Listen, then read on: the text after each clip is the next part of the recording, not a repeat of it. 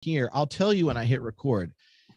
We have people popping in on the attendees on Zoom, but it's just starting to go live on like YouTube and Facebook. And should I put my homebrewed hat on? No, I guess not. No. Well, if you Look at my Tripp Fuller homebrewed official hat. I had mine out there shoveling snow the other day. Yeah, like it's 20 degrees here, man. It's 20 degrees. I know, what's that about? It's snowing and everything.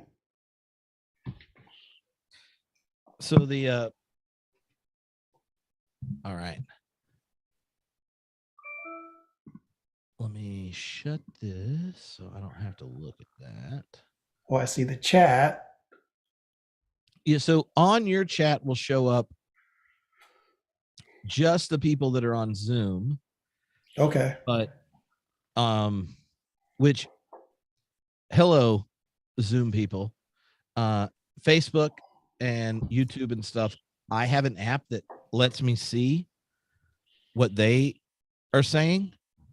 Mm-hmm. And I will, I'll manage that. You don't have to look at it. Gotcha. So I'll bring those questions up. I reorganized the beginning because when I re-listened to the Steve Bannon thing, it made me so angry. I didn't want to start that angry. I just saw your email about that too, dude. It is a shit show. Anyway. I saw a tape of that. He interviewed what's his name, who was on the Ari show, right? Peter Navarro, the guy that it was just like, yeah, we were trying to steal the election. Basically, the Green Bay sweep or something like that. Yeah. Oh yeah. He had an actual name for like a illegal coup. Like they actually had a name, and he just told the whole thing. Green Bay sweep. Yeah, you got to admit though, like if you're gonna pick an NFL team to associate it with, it either had to be Green Bay or the Washington football team. Well, Green Bay is the best socialist enterprise in the United States, right? Like it's. I was just thinking of Rodgers and his. Right.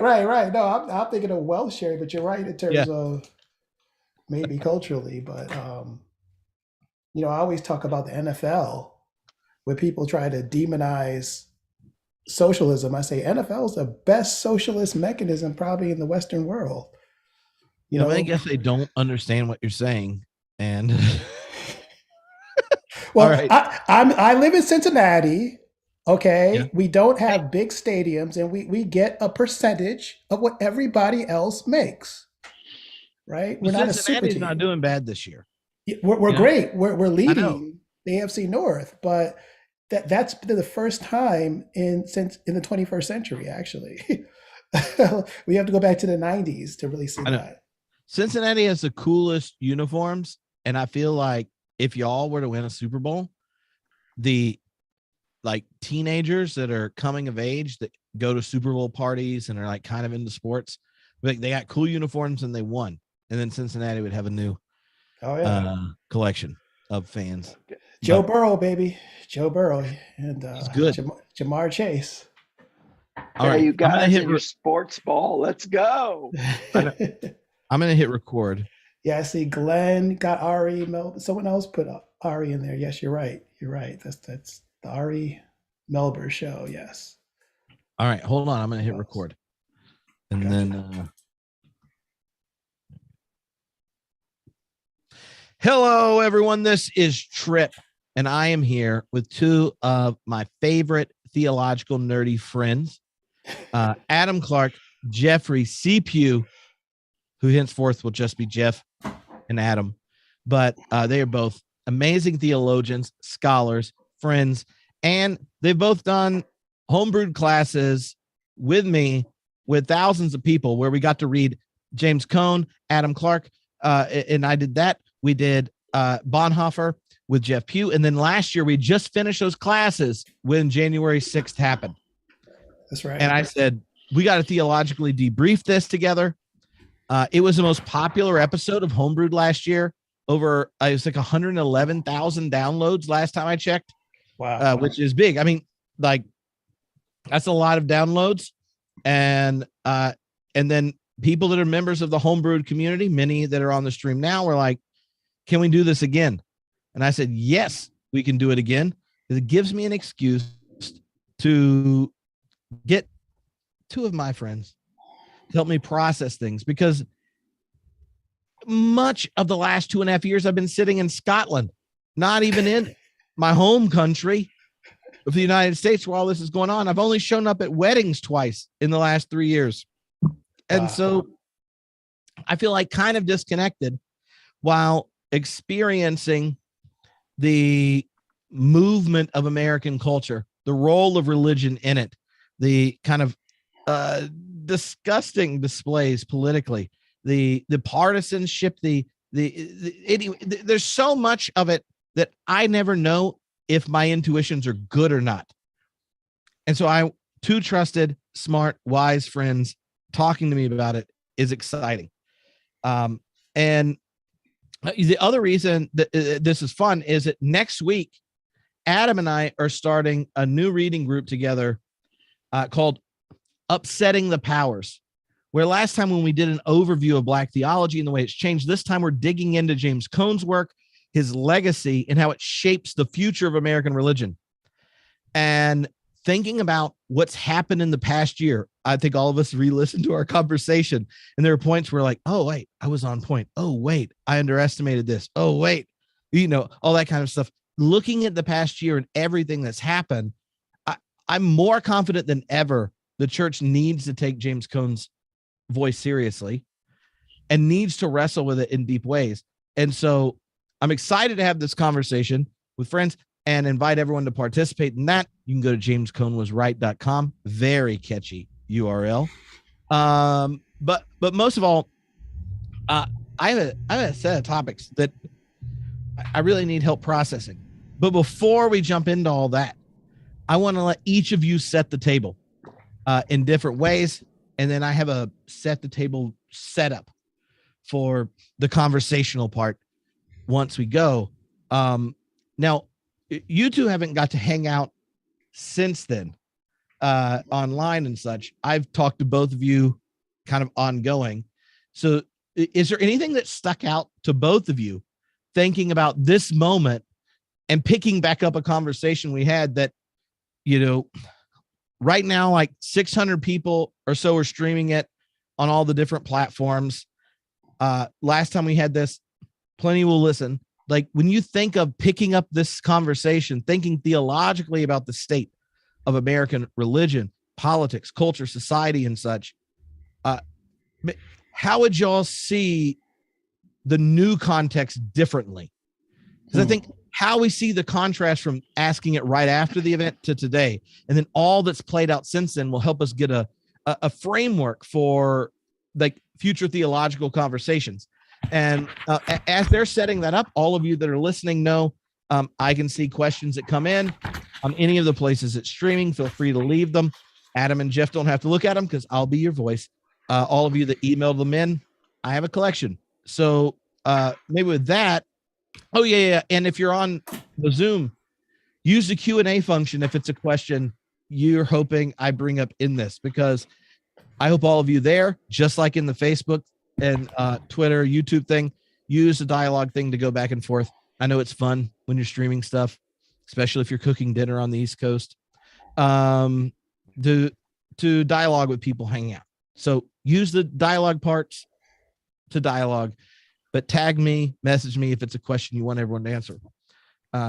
So with that, I'll let Jeff go first, then Adam. Like, how is the first anniversary of January 6th for you a different context for thinking theologically than, the week or so after, like last time? Well, first of all, let me just say that the first words out of my mouth last time were white people lost their shit. And that has become ever more apparent. Now, I mean, it was apparent from the election of Barack Obama on, but it's ever more apparent in the last year.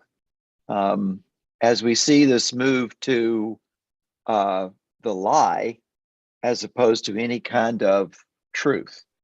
So that's all I want to say. And the second thing I want to say is what's perplexed me and sort of made me struggle this year is what does a particularly Christian response to this particular moment entail?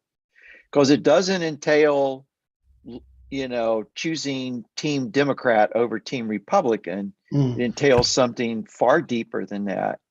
And so where I've sort of come down is sort of thinking about the fact that we're in a moment in which it's not so much the political orders that we align ourselves with, it's the way that we are formed as social actors in this moment. That for me has become a question of how can I best be an agent of redemption in this moment for the society in which I live, irrespective of what the political order is doing. What does that entail? And it doesn't entail sort of getting wrapped up into the Manichaean dark and light, even though that exists, and black and white views of this. It involves something I think a lot deeper. And I'm just going to leave it there and let Adam. I'd like to hear from Adam. Yeah, thanks, Jeff. I agree with that. My reflection today went to Howard Thurman's Jesus and the Disinherited. And in a chapter called Deception, he says the penalty of deception is to become the deception. A person who habitually lies becomes the lie, so much so that they can't tell the difference between lying and the truth. And I think what's happened is that the Republican Party or the conservative movement has become the deception, right? Like it's one of the greatest, it's almost an Orwellian type of lie, right? Like going through the memory hole, like not remembering where this thing started from, right? A twice impeached president who lost the popular vote both times talks about stopping the steal, right? When he was helped by Russia, right? Like and like I don't know if actually trying to overthrow a certified election isn't the definition of high crimes and misdemeanors. I don't know what is.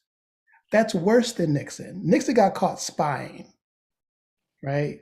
They have everything on record that this is about overturning a certified result.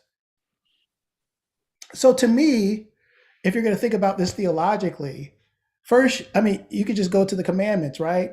Thou shalt not bear false witness. Number one, about truth telling, and secondly, about idolatry, right? Like about this form of this type of racialized kind of national idolatry, which I'm sure we'll get into, about white Christian nationalism and just whiteness, and even the idea of kind of disentangling Christian identity from this type of mix is really the key thing in terms of what Jeff talked about as being a agent of redemption needs to happen. And to me, I would say that's about the prophetic witness. So to me, where our conversation needs to go is, what does it mean to be prophetic in public spaces, right? How do you be prophetic? And part of that is a critical task, and part of it's a compassionate task, right? Like how do we walk with that, right? So those are at least two ways to try to enter into the discussion. First, a critique of idolatry, right? And then a way of truth telling, right? Like I didn't really get a chance to Tripp to see your conversation about the Matrix and simulations, but it kind of seems the same, where it's kind of hard, where reality is been so blurred for some people, and there's this massive type of groupthink, this type of Orwellian doublespeak that's encaptured about 40% of the country. It's hard to pierce that bubble. And part of our prophetic task is to speak the truth, to bear witness to the truth.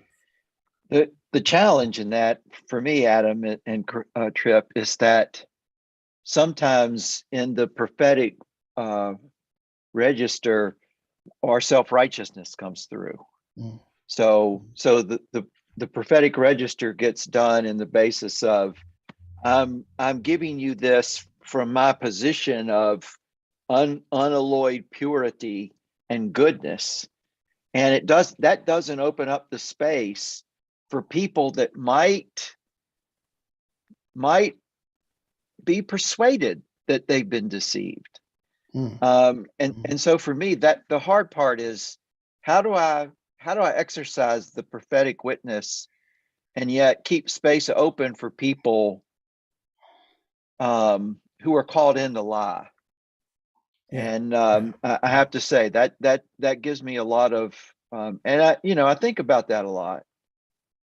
As I think about the fact that what passes in America for democracy, and it's always been flawed and a mixed bag. But if what passes for democracy dies, it will be at the hands of Christians.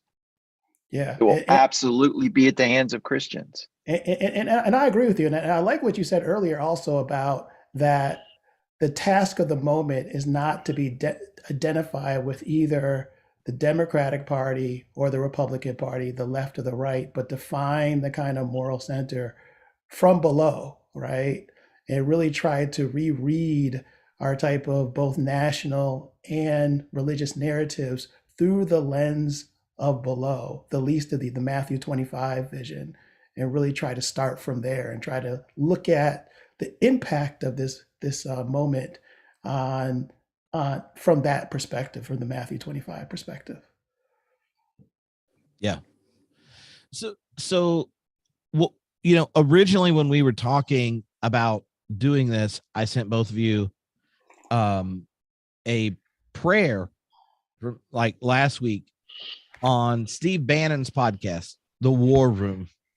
And now, and when you hear the word Steve Bannon, people are like, oh, if you are the archetype of a listener of this, you're like, oh yeah, he's that guy, that was connected to Trump that he got rid of. But as someone with friends ish with people that followed him deeply and shared it up to January 6th, they kept sharing things Steve Bannon said, the original January 6th. And I was listening going, oh, junk, this is going to be ugly, because he's explaining what they're going to do, which is why I was dumbfounded that people weren't expecting it if I did. And I'm just like listening to things my crazy right-wing friends shared on the internet publicly. And he had a rabbi and then a Catholic priest on, both of which prayed and gave these prayers about the coming of, the anniversary of January 6th that were it was just the worst theology I've ever heard come out of someone's mouth, calling it prayers. And originally I was thinking we should start it, play it and stuff. And I've listened to it a few times because underneath it had a whole list of assumptions, actually. And you even mentioned them, Adam, like it was packed full of idolatry. The prayer was a way to wrap untruth as what we treat as reality. And then, because untruth and idolatry has now been labeled as the divine, and it's this weird mixture of Christian nationalism, that's the very platform from which you understand the present, which leads to the committed listener to experience themselves as a victim. All the while, they're exercising their agency to undermine democracy, to work against the actual model of Christ and the witness of Israel when it's faithful. Like all those things are being undermined in what's going on. And I wanted to play it. And then I felt conflicted about it because I didn't necessarily want to give it airtime, but yet I think a lot of people don't understand, because of the way we're siloed algorithmically online, the world, a lot of the people that we're conflicted about and then don't know how to engage with live in. And it's wrapped in scripture and faith and such. And the untruth and perverse pictures of the reality are given to them. Right.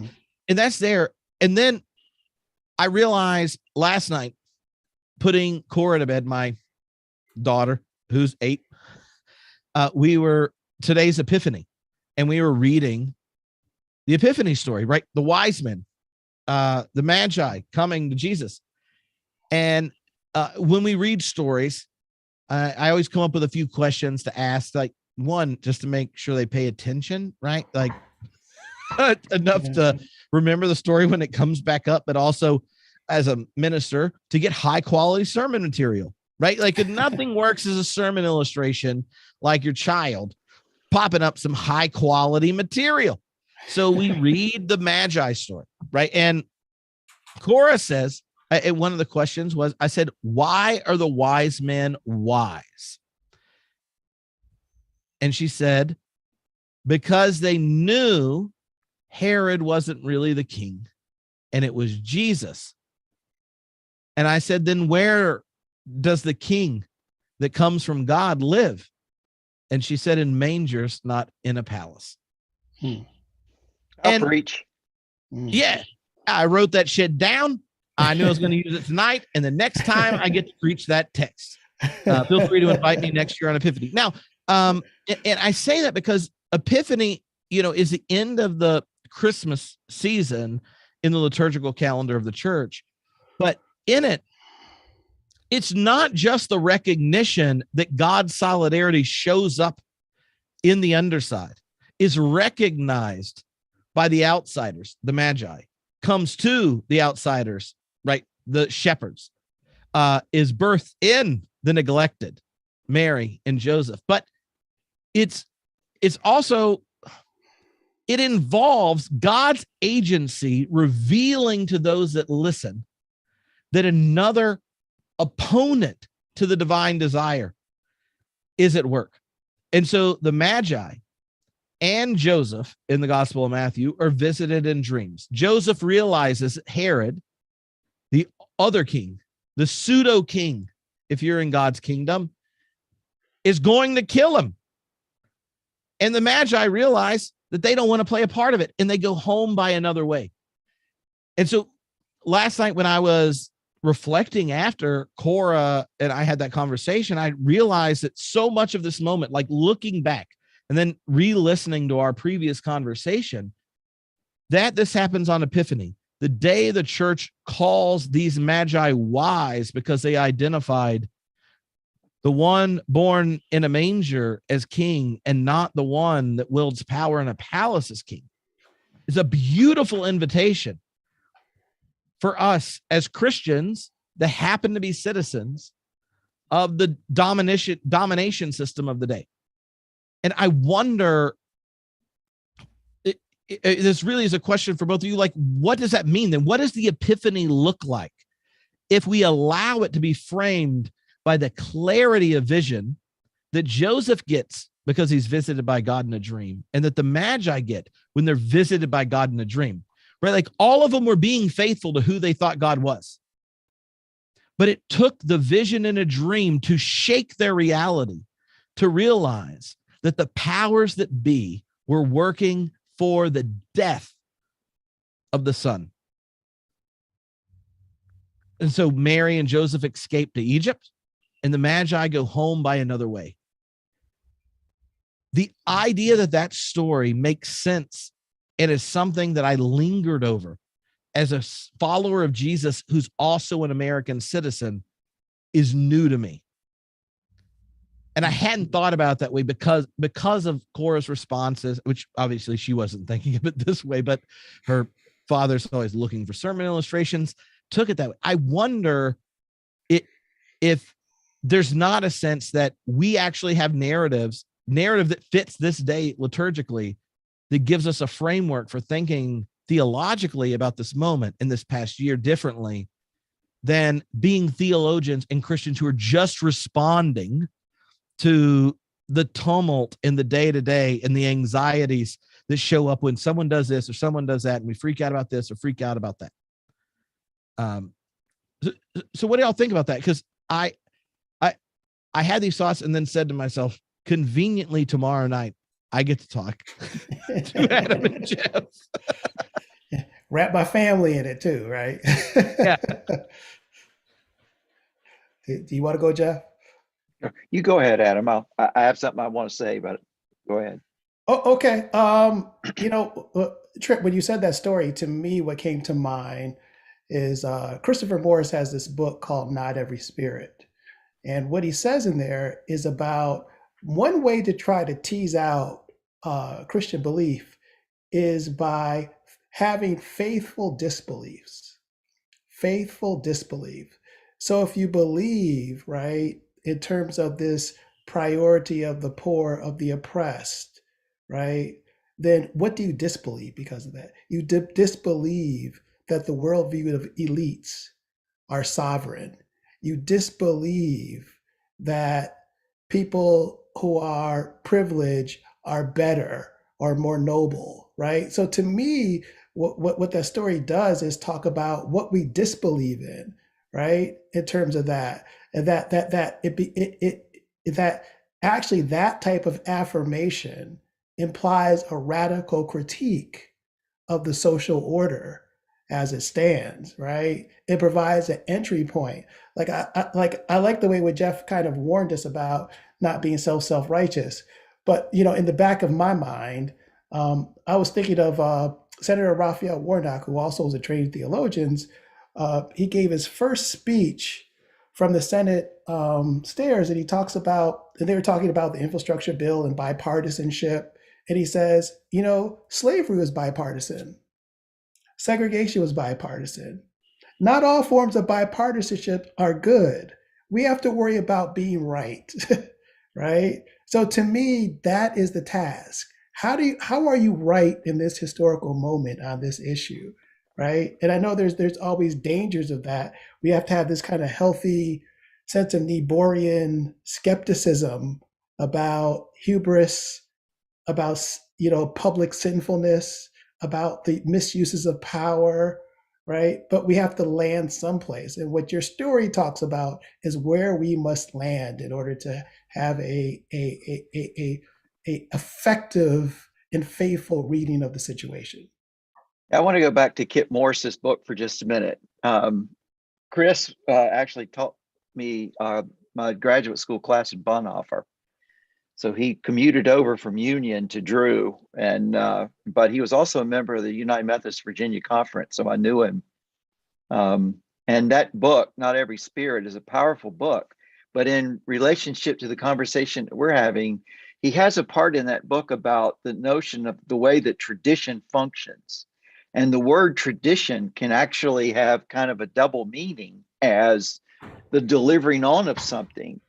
But it can also have a negative meaning as to, and I think the sentence he uses in his book is Judas traditioned Jesus into the hands of the Pharisees.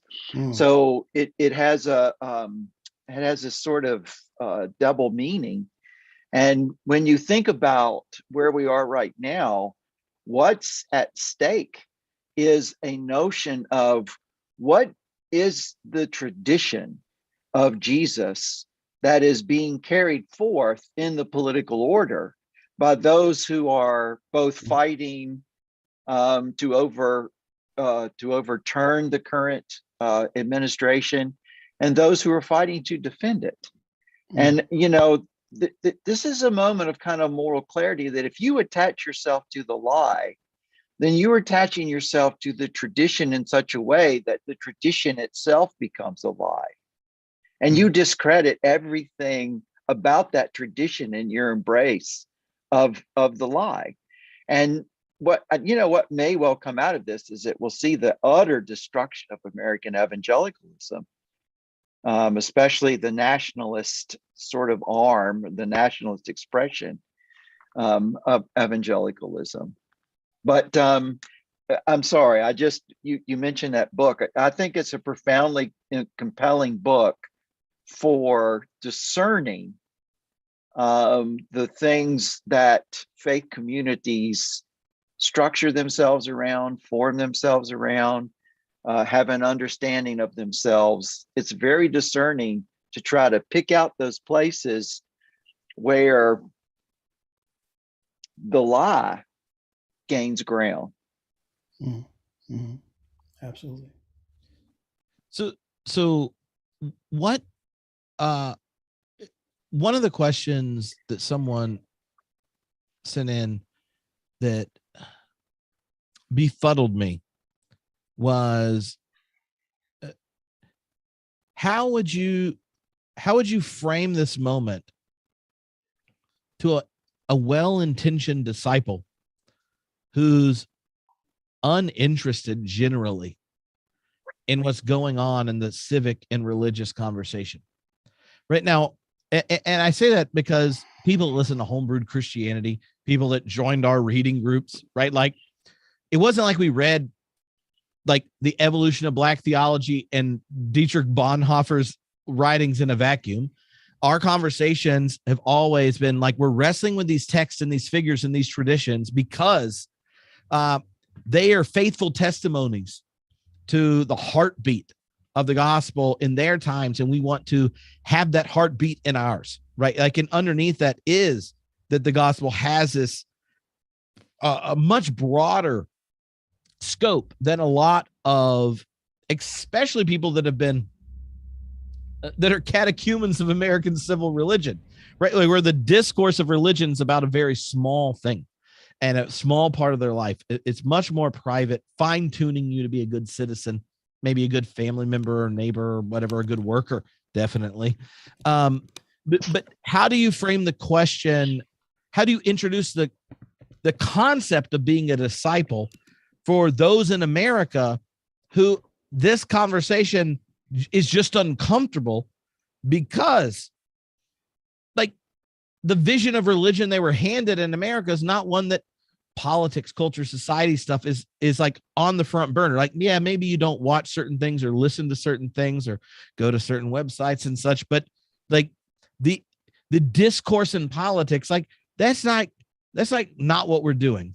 And both of you have had ongoing conversations, both from dealing with Black theology, James Cone and such, and also like the work of Bonhoeffer. So, like, thinking of those conversations, how would you frame the task of being a disciple as an invitation to think more deeply for those that don't put society, politics, culture, and all that kind of stuff in the broad sense on the kind of like menu, you say, for where fidelity shows up?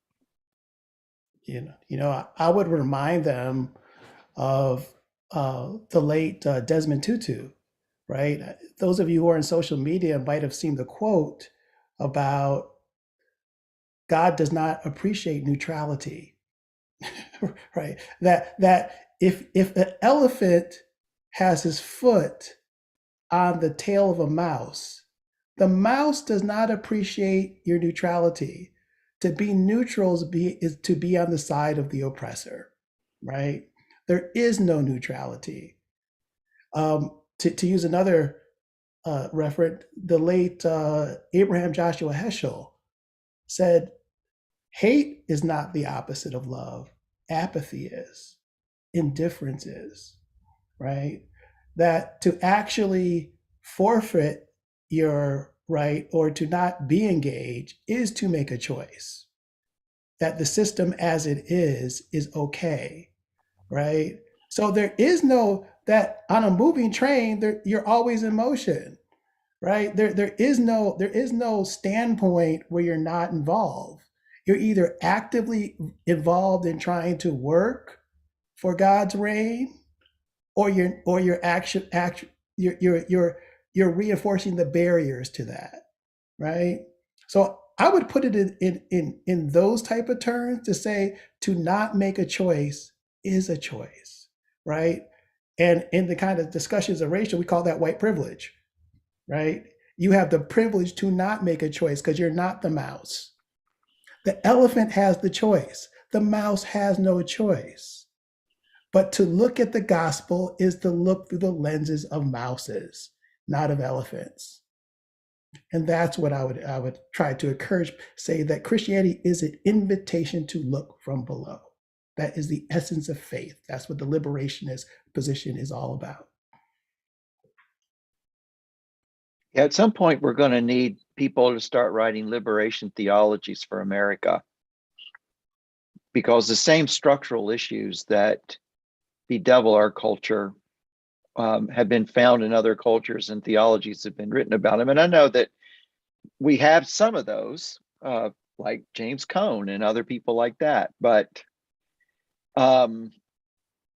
too many American Christians think that Christianity is about their going to heaven and escaping hell. And that's just true. They do engage on the level of civil religion, but at heart, they think it's about a religion of going to heaven and escaping hell. And that doesn't sound very profound, but if you scratch the surface, and you get in talks with people, that's what it seems like. So what's going on at societal level then is not really of much concern, because that doesn't really concern their personal salvation. And quite frankly, if Christianity is just about personal salvation, should be two people at every revival. It should be the preacher and somebody with a shotgun to send you straight to heaven. Just gave my life to Jesus. Good. Evacuation theology, right? Yeah. Like, I mean, obviously I'm being horrible. But at the end of Scripture, at the end of Revelation, it's the city of God coming to earth, right? The movement of Scripture is not, it's not human beings going to heaven, it's God coming to earth, right? That's what the incarnation is about. That's what the end of Revelation is about. So even the movement itself is a backwards movement in terms of what is the focus of evangelical theology. Also, Tripp, you have probably a clearer sense of this than I do, and Adam, maybe you do too, but the incredibly bad theology about Israel is at the center of much of what we're seeing. When you hear the rhetoric in those prayers that was offered in the Steve Bannon War Room episode, Tripp, there's a rhetoric of conquest, of triumphalism and conquest. So the theology that they carry from Hebrew scripture is not a theology of this community is struggling with what it means to be chosen. It's a theology of we're chosen, and God is telling us to destroy our enemies, just like Israel destroyed the Canaanites. Absolutely. So people that disagree, then they become the sort of pagan unbelievers in which anything is legitimate. Absolutely. To take care of. So because of their fear of being erased by liberal culture, they have sort of understood themselves as being the new chosen, the exceptional, the American exceptionalism writ large. And that means then that people who are opposing them are just like Canaanites or Amalekites or Hittites or any of the other people that we read genocidal death commanded by God in Hebrew scripture. Yikes. And then that means that an act of murder becomes an act of piety. Absolutely. You know, that's so interesting. Oh, I'm sorry. I didn't mean to cut you off. I'm sorry. You know, what you said it reminded me of, I have a Black Republican friend, and I used to ask him early on when Trump was first elected, like, what's going on? Like, do you see the craziness of this? Like, how can I can understand your conservatism, respect it, but Trump himself, how does he fit? And I'm in Ohio. This is Ohio Republican. And he said, look, people know he's crazy, but people fear him. This is when he was on Twitter, and and what I asked him is this question. I think people will be interested in this. I said, do you think that trying to think how to frame this. I framed it like this. I said, do you think Black people's relationship to Obama is the same as white Ohioans' relationship to Trump? He said, no, they love Trump more because Black people are not willing to kill for Obama. They will kill you. They see theological significance in Trump. We don't see him. We see him as a person who was actually embodied our aspiration. But even Obama's greatest supporter, did not see him as theologically significant. And this is what I'm getting, what Jeff kind of made me see, this idea of chosenness, this chosen people where the means justify the ends, right? Like if I have an apocalyptic worldview and I believe that Trump is part of that type of battle between good and evil, then anything I do can be justified because of this good end. And I'm already in a war where nastiness happens, but I'm assured of a positive outcome for my side. That's the only thing that justifies the type of alternative version of facts, that off of every type of legal exclusion, I still can maintain the election was stolen from me. I go through every political procedure. I get impeached, and still I have a favorability rating. That's not politics. That's not democratic politics where there's opposition on both sides. That's theological, right? That's a religious type of, that's cult-like behavior where you're actually trying to talk to a tribe, not a political party. I think that's where we are. And when you put the religious dimension into this, I mean, look, Christianity is a human construction. It's sorry, love the narrative, gave my life to it, but Christianity itself is a human construction spooling out over centuries and in so many different directions. So there's not one Christianity, there's a lot of Christianities, right?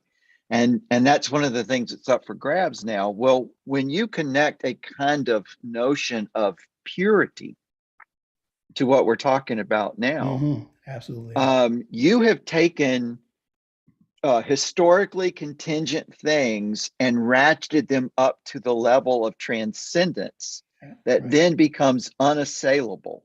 Absolutely. It becomes unassailable to attack it because then, we're being persecuted if you critique the idolatry. That's what I meant, idolatry. Yeah, absolutely. But what becomes worse is a level of purity sets in, and purity, whether it's in sexuality or in politics, is a totalitarian agenda. It shapes worlds. It creates a kind of legitimation structure for doing anything to the other. Because ultimately what we're talking about, what we've been talking about this whole time, is how our identities are formed in the particular situation in which we find ourselves, and what is ultimately going to be the central force that shapes who we are as people of faith in this world. Yeah. I'm just sorry, obviously I don't talk to adults a lot. Now that was great, because what that also reminded me of when we used to, when the postmodern phase in the academy was big, we used to read Foucault about how power shapes, creates, and generates knowledge. That's a right wing materialization. We used to think that was left, right? But Trump and his forces is being able to create knowledge that wasn't there, knowledge that has no connection to facts. And they live in this type of fantasy world based on the ability of power to shape that. And it's just hard for us to believe who are outside of this. Like, you cannot really believe that. Let's put it this way, to show how absurd this is. What if Hillary Clinton claimed that, the polls said I won, right? More people in the popular vote voted for me, and called President Obama and said, I want you to challenge and decertify the election. How would that go over? That would be so ridiculous, even by her supporters who were disappointed, right? That wouldn't go. The fact that this is still going on a year, when Tripp initiated the question, she said a year out, to me, that's what's so unbelievable, that this has gotten even more momentum. And if you look at the Republican Party in poll, there's like 40% who still believe that the election was stolen from him, despite any evidence and it being thrown out in every legal and juridical court. And that's what I'm saying. It's impervious to fact, right? And that's what's so dangerous and gives it the air of revelatory power, right? Like in terms of that.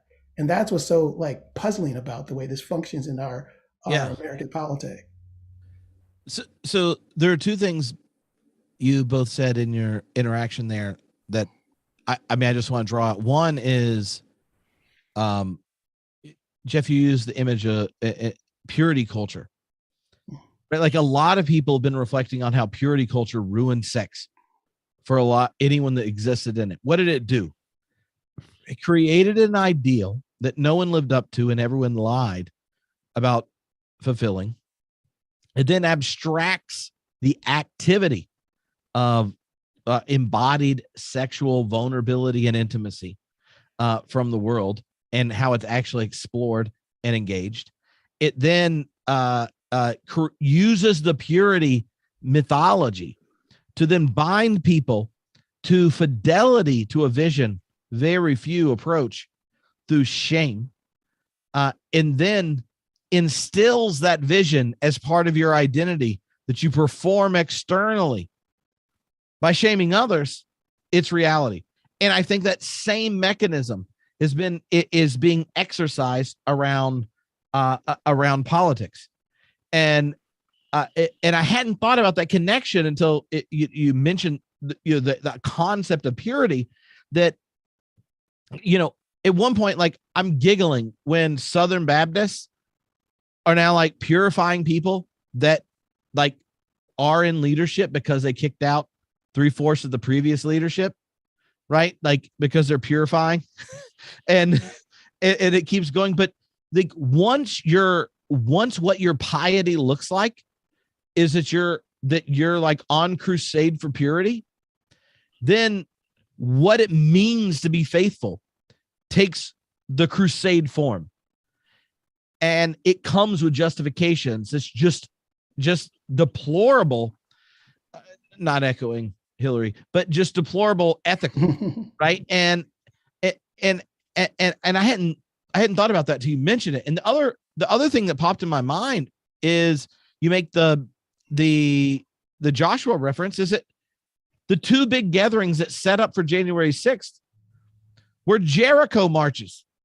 Like, and I know last time I made jokes about the shofar, which still I have no problem shaming any Christian for rocking a shofar. It's horrible. Is horrible. And Jeff and I spent quite a bit of time with the 100 people that are Eric Metaxas fans in our Bonhoeffer group, muting them when they say horribly anti-Semitic things and nonsensical stuff in the Bonhoeffer group. But that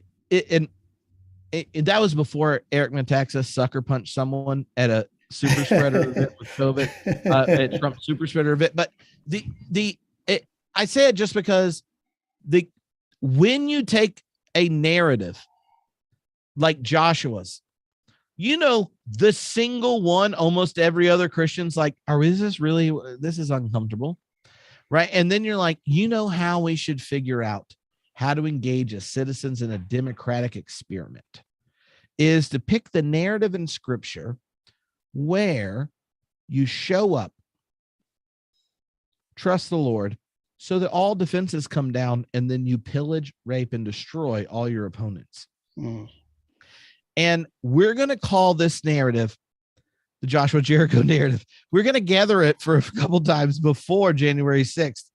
And then we're going to be dumbfounded when a whole bunch of people that heard that story growing up in a purity culture of Christian white nationalism think that when Trump says like we're going to the cap, like it just seems to me like you're literally picking the narrative where the people of God do the most embarrassing thing they almost ever do throughout all of Scripture is that they see their identity as the people of God as the executor of the other.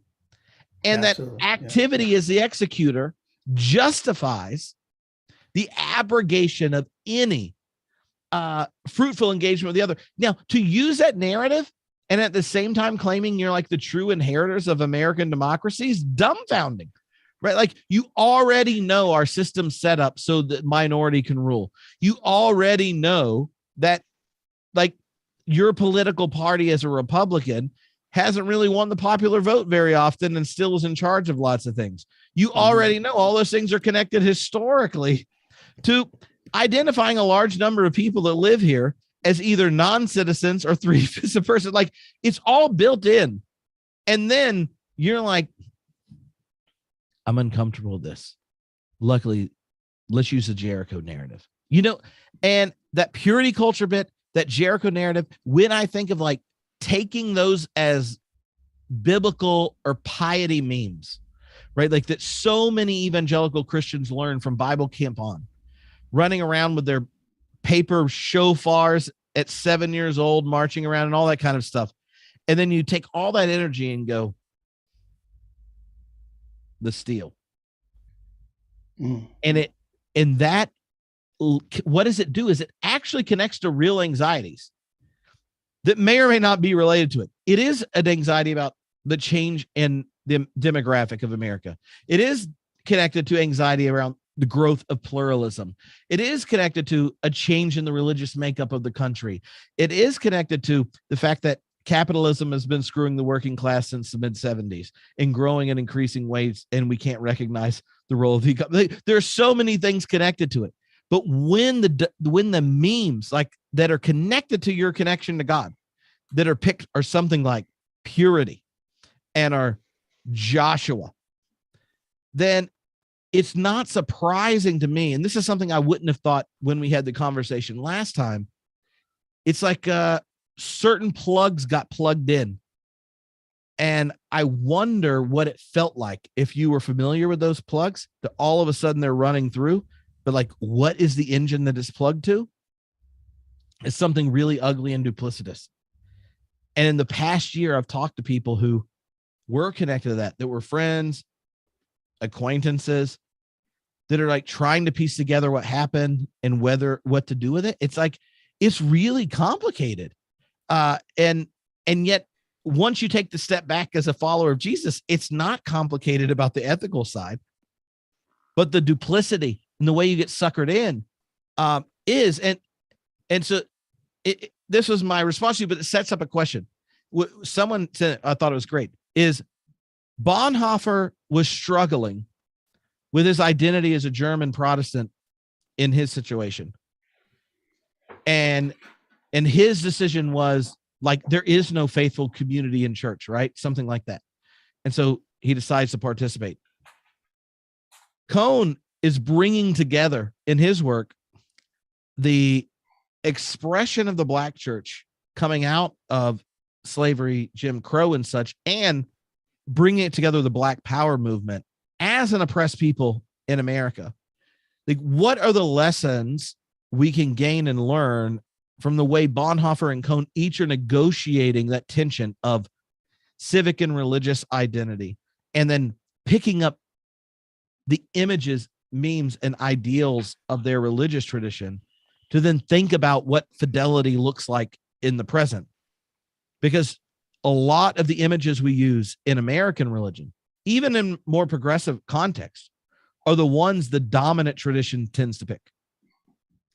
And I think that was one of the tensions that showed up in Jeff and I's conversation about Bonhoeffer, is that even some of the tensions in the confessing church about how you negotiate identity, we're playing on those issues. Does that make sense?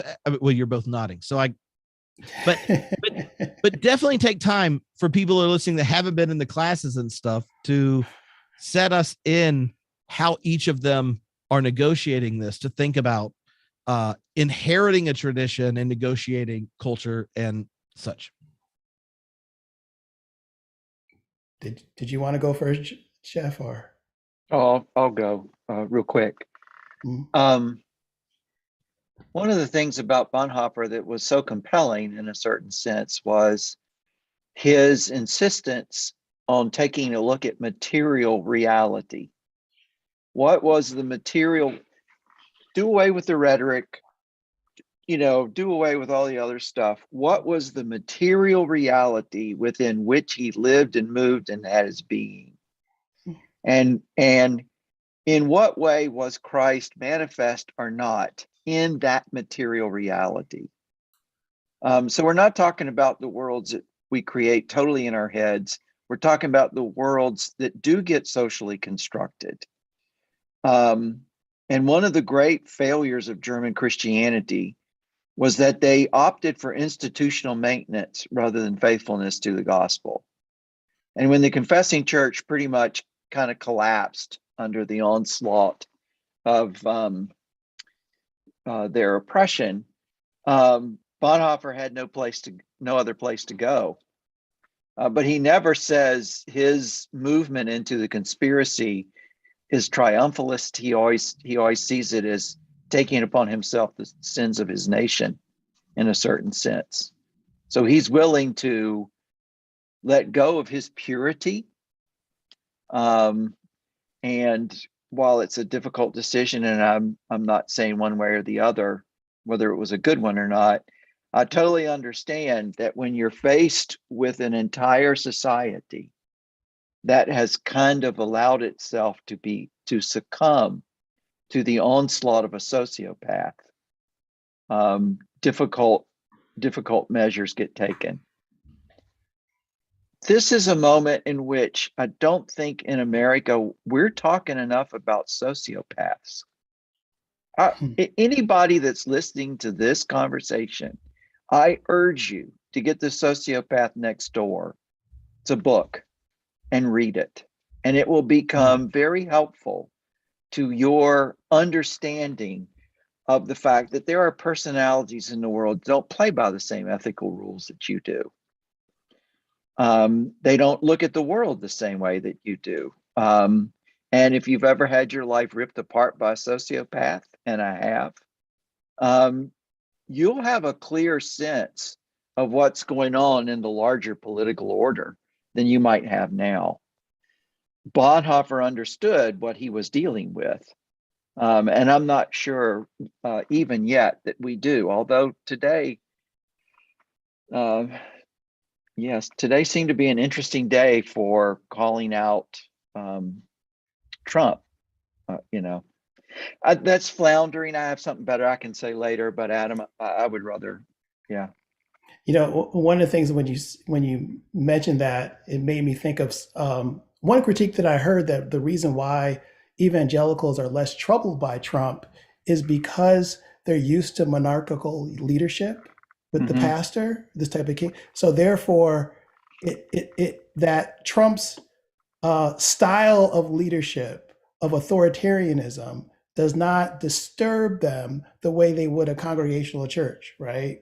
Because there are checks and balances on those type of churches. But if you have this type of ultimate authority in the pastor, right, and you apply that to the president, so the president can call the Secretary of State of Georgia and say, find me some votes, and that doesn't disturb you.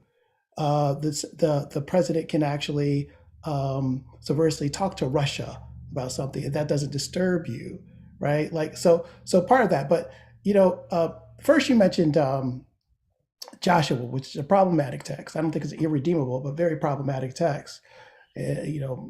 Joshua as the new Moses figure. For those who are out there listening, if they haven't already read it, I would commend them to read Robert Warrior's Canaanites, Indians, Cowboys and Indians, right? Where it gives us critique of the Joshua text about the genocidal violence and how Israel's identity is based on this type of genocidal within that text, and shows how problematic that is. But the background of Joshua is Exodus. And I think within Exodus, you can see two things that are battling in terms of the development of that tradition.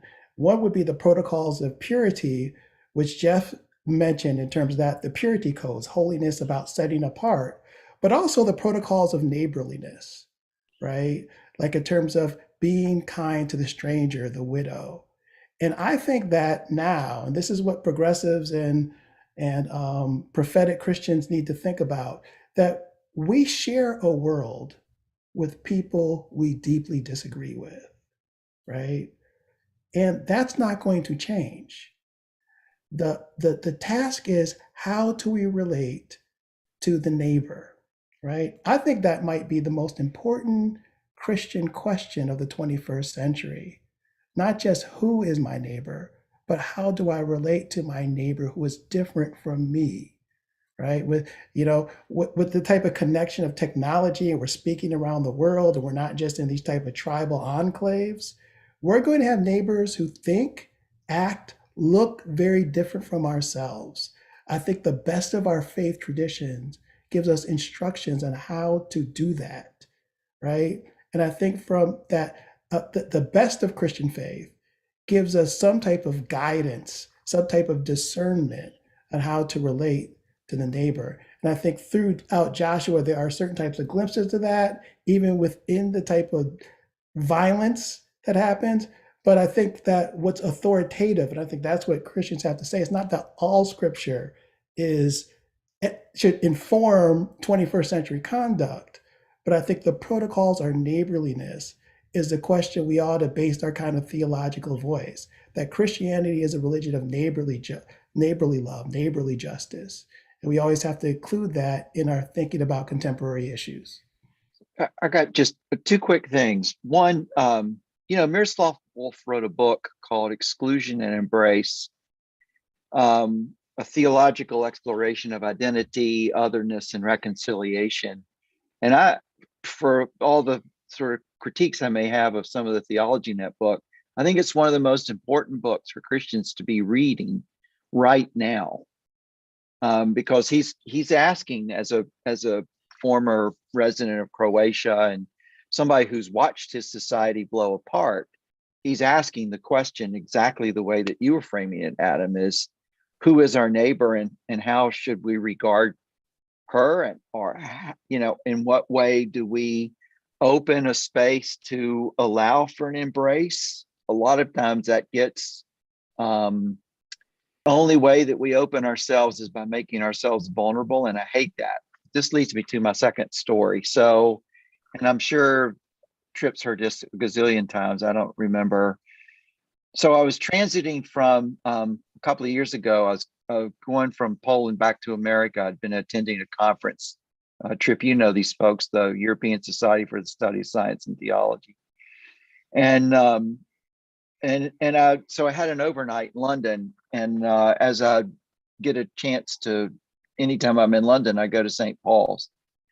So I was at St. Paul's for evensong, and we were sitting in a circle, and I was watching all of the different people coming in, and people from all over the world, just judging from their dress, from their ethnicity. It must have been a bouncer from the World's End Tavern at Camden Town, big guy with tatted arms, and a woman with a disabled daughter, and all these people were gathering. And I don't remember anything about the homily, but what I do remember is that when the time came for Eucharist, everyone was incredibly thoughtful and kind to one another, helping older people out of a seat, or making way for the disabled daughter to go first. Or it was a moment without judgment, full of grace and kindness. And as I was participating and observing this moment, I kept thinking, this is the space of our resistance to the way that we are trying to be formed by the political and economic orders of our society. It's around this table where there is no stranger, where everyone is reconciled. It's this table where I reconcile with my enemy. It's this table of reconciliation because it's the table of absolute grace. And I'm allowed to participate in that grace in this moment. And I have to say, I came away from that moment. I'm a self-confessed Eucharist junkie, but that particular moment, the profound depth of what that table means and the nourishment found there, to not look at anybody in the world as a stranger, to be able to understand that there are others gathered at the same table in other countries, in other communities, in other spaces. and they are not my enemy. So I cannot wage war upon them. I cannot participate in the waging of war upon them. I mean, there is a kind of radicality to Eucharist that I think may be one of the spaces that we need to recover for our own formation and disciplining, to not see those people that want us gone as our enemies, and thereby create the space for reconciliation. All right, that's pontificating, but it was a profound moment to understand the sort of universality of Eucharist and the particularity of all of the people who were participating, each with their own identities, and realize that is the place of gathering, where if Christianity is to have any future, it's going to have to be there. I'm not sure Christianity does have a future in America right now, but if it has one, it's going to be there. Sorry. I don't think you have to apologize about that. I have the same lingering fear, and I mean, the positive way of putting that lingering fear about, especially the way the dominant public expressions of the white churches is, I feel like that American religious historians should just assume that the black church is Orthodox American Christianity and the white church is overcoming their heresy. Right. And this is something Adam and I talked about in our last time in the Black Theology thing, is like, when you look at the history of the black church and the way it received in a violent way the Christian story, and then found it as a way to find power and community when they've been ripped away from all their different cultures, like, and then to fund like the people, the citizens of our country who've witnessed to us about our better angels repeatedly, to then keep as normative white religion is sad. And here I was doing some of our reading from our upcoming reading group that starts next week, which you can join at jamescohnwasright.com. And James Cohn has this line that I underlined, then went and made a meme for, and keep coming back to. And I'd love for you to both think about what it sounds like in this moment. He said, "It's ironic that America, with its history of injustice to the poor, especially the black man and the Native American, prides itself on being a Christian nation. It's ironic that America, with its history of injustice to the poor, especially the black man and the Native American, prides itself on being a Christian nation." Yes. Because, yeah, go ahead. Oh, because for James Cone, Christianity had a specific content to it, had a substance to it, right? Which is solidarity with the poor, right? So that's what he's saying about the very foundation of America and its mythology, right? That kind of that disguises, that covers up, that myth makes the whole idea that it's founded in the roots of genocide and slavery, right? That it would claim such a high calling, right? Like in this, and just to back up a bit, what Jeff talked about in terms of, I thought about his relational power of the Eucharist in terms of that. Like part of this also depends on what do you see the direction of history as being, right? Like the Black church, even in its most radical phases, saw the direction of history through the motif of King's beloved community. Some type of reconciliation is going to happen. We might have all these conflicts, but at the end, there's some type of vision of reconciliation. While you have this evangelical church, right, with the Joshua vision and the cosmic wars and the left behinds, this idea that the way they define evil, you feminists, you abortionists, you critical race theorists, right, will be stamped out, right, by certain types of violent means. That's the direction of history. And that gives them this whole other type of arsenal and illiberal tactics to draw from, that people who have this type of relational vision as the direction of history do not even entertain. It doesn't even come to mind. Black people, even the most militant people within Black Lives Matter, would not storm the Capitol. They knew that's a suicide mission. It wouldn't even occur to them to do something like that, right? The fact that racialized bodies would be targeted very differently, right? But the direction of history seems to be going in a very different space from a faith-based perspective. But if you have this type of apocalyptic vision, right, then that could be just one step in a larger battle, right, to defeat what you define as the evil libs. And this is where ultimately I place hope. I get accused sometimes of being a little pessimistic. We may actually not escape our fascism phase. It may happen, but ultimately that will not be the vision that prevails. The vision of the beloved community, even though it seems weaker in its weapons, so to speak, will ultimately be stronger than the vision of fascism, which is an enforced unity on the basis of where the powerful rule. The beloved community allows people to be in community in their particularities, in their differences, in their otherness. And I think ultimately that's the vision. I may not be alive to see it, but that's the vision toward which I hope all Christians move. And that's based on the neighbor, right?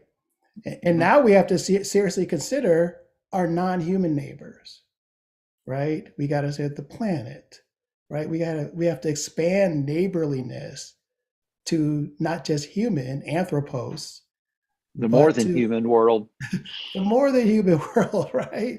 The whole ecological sensibility that goes with that as well. So even that beloved community has to be an evolving vision than when Royce and King articulated it. Okay, so I grouped a bunch of the questions into 3 categories. So I'm just gonna mention a bunch of the things around those 3, and then let you all respond however you want, and then we'll see what time it is, because there are 3 clusters of all the questions that are the most. A number of them are around what to do with the white evangelical church. There are a couple that pointed out, since in the last year, white evangelicalism has grown if you ask people what they believe. It's not grown in who actually goes to church. What do you do about that? Tim, who's in the Zoom, he runs the New Evangelicals online.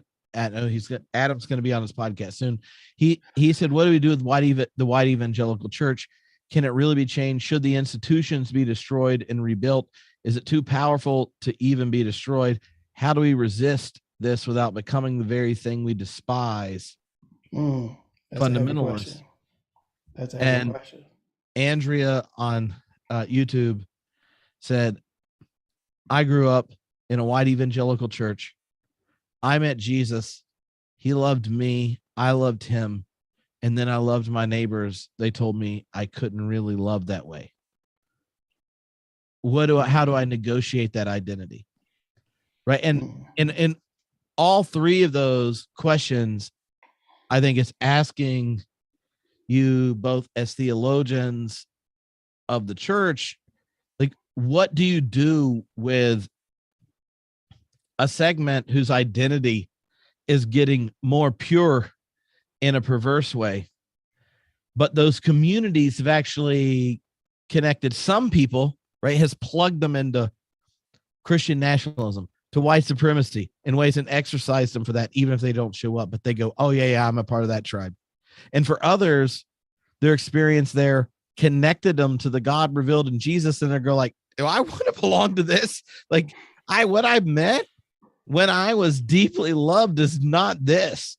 Like, I'm not down for kids in cages and building walls and blowing people. There's that tension. So you can respond to any of the three ways of phrasing it, but I think there are tons of people who are asking that question. The reason deconstruction, and there were scare quotes for all of you that are only listening, has become popular again. And like these episodes I did 10 years ago on the podcast are getting lots of downloads, is because there's a whole nother group of people, but because of Donald Trump, and especially because of the last year or so, are like, I've encountered God in a community of faith. And then the God I met was like telling me my WTF about QAnon adjacent Trumpophilia is gross too. Like, what do you do with that as an individual, but also when you think of it as an institution for those that have been connected to it? What's your suggestion? How do you process that? Yeah, but part of the challenge is that the category of white evangelical is no longer just a religious category. It's a cultural category, right? It's a way of marking a certain type of cultural phenomenon of a certain segment of the white population that feels under siege because of changing demographics, right? Meaning that the browning of the country, right? So you retreat. It's a retreat into a space that they feel is safe and is culturally reinforcing, right? So that's part of it. But part of what it has to, Cone actually helps a lot with this, because Cone makes a clear distinction between Christianity and white religion, right? He did this in the 1960s. He says, what you see is white religion dressed in Christian garb. But really, it's a white power structure that uses the language and the mythology of Christianity as a disguise.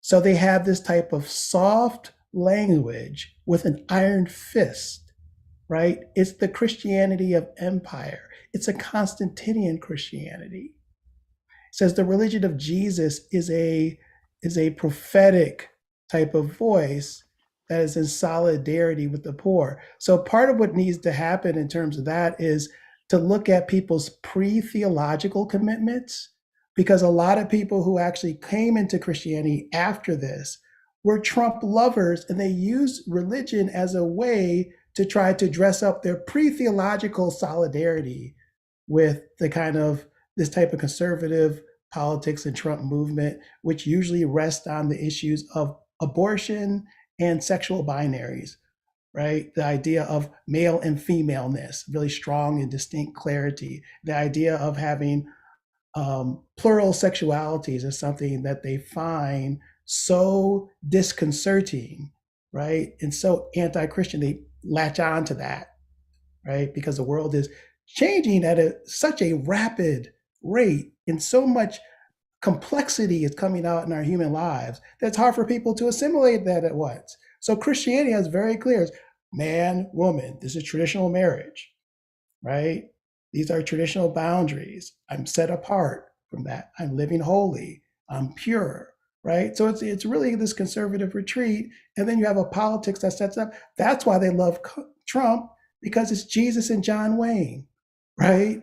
It's this type of idea, this type of on the frontiers trying to fight to protect a diminishing and kind of dying off identity that refuses to be open to new information in a rapidly changing world, right? So it's it's an identity out of a deep anxiety. That's why they see themselves as under siege, while Black and brown people are starting to find voice, and they call the very movements for human dignity from Black and brown community identity politics, while not realizing that they are trying to conserve their own identities, right?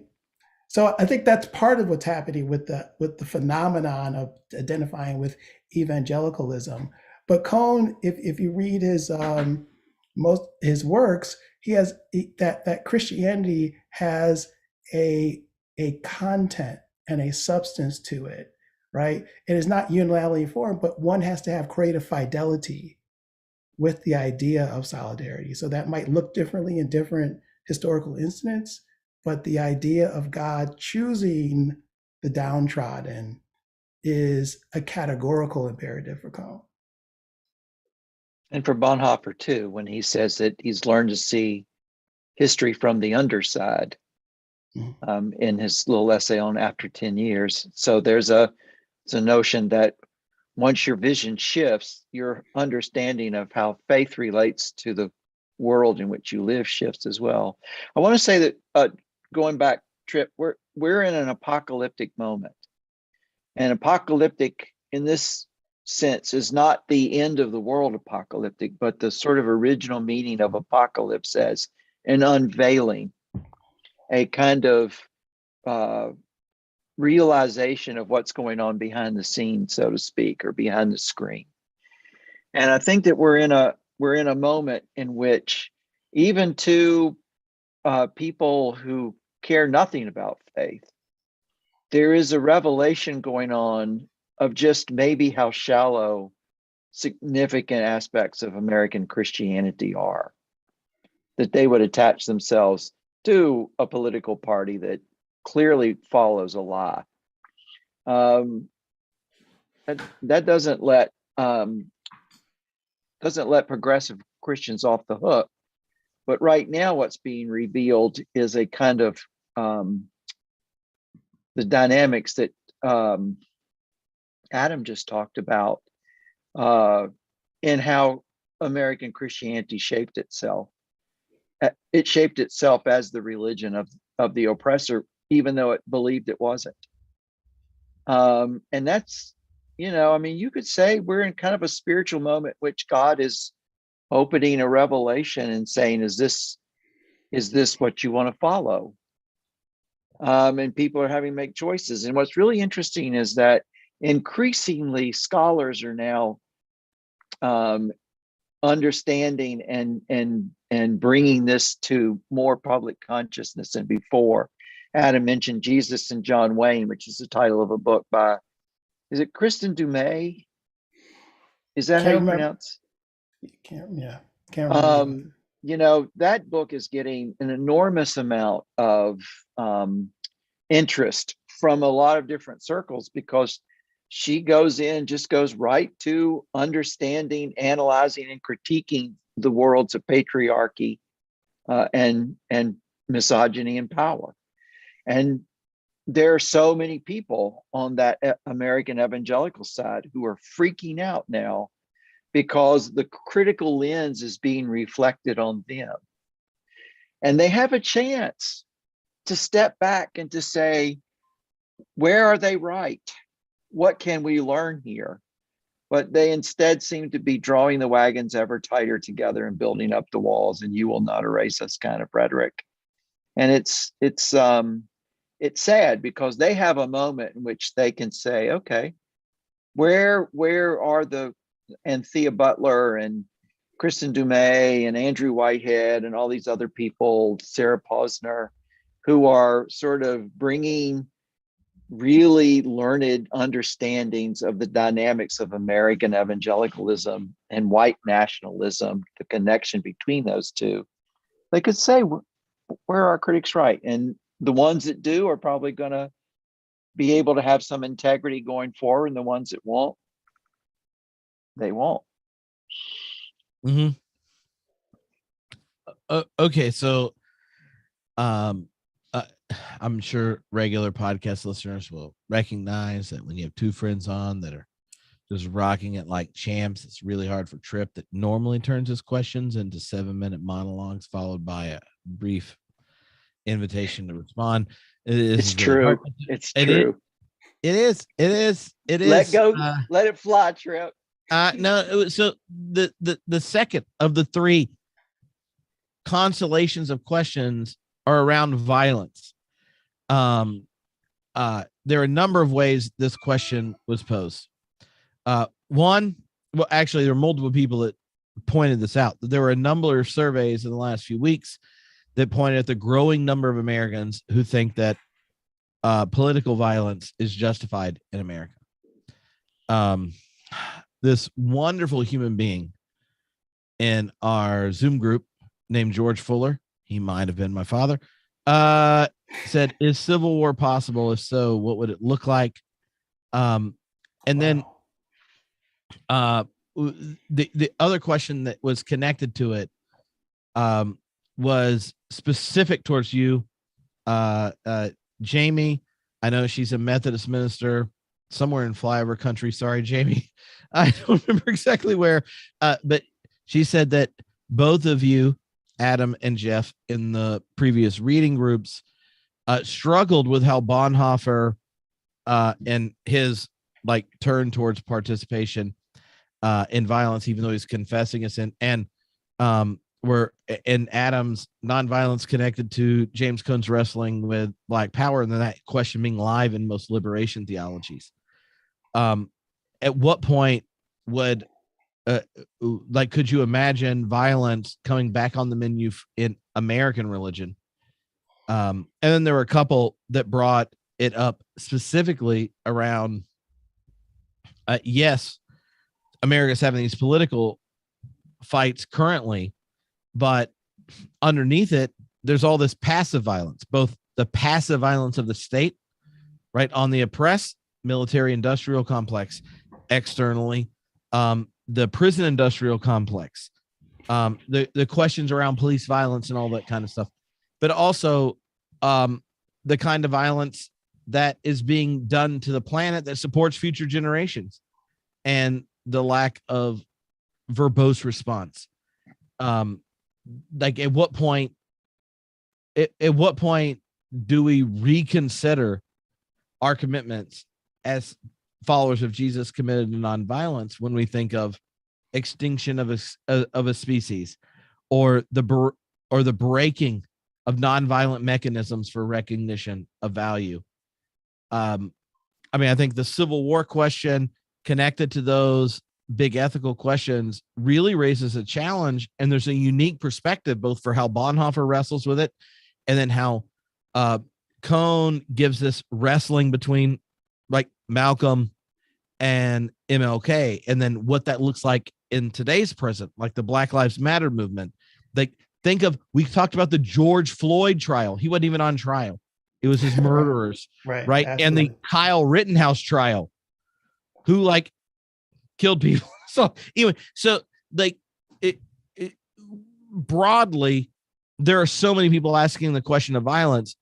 And as someone who gets questions regularly from listeners, I had a chart for the frequency of violence questions from 2008. It goes like this. It's hockey stick. It's like CO2 at the industrial revolution. And so what are your intuitions on the fact that so many people are asking this question? And I think the hockey stick comes when we went into lockdown, and all of a sudden, so many of your relationships are mediated by algorithms online, and you're alienated from the places you encounter people of difference. But how theologically, how do we wrestle with the growing desire to put violence on the menu as legitimate options, as Christians and as citizens? Yeah, I get that question a lot too. First, just two thoughts. One is, first of all, that's a very Protestant question, and I say that because I'm working at a Jesuit school, right? And there is just war theory within the Christian tradition, right, which is about the protection of the innocent, right? So that there are certain types of criteria for violence, but violence is always defensive in a last resort, right? There's issues of proportionality.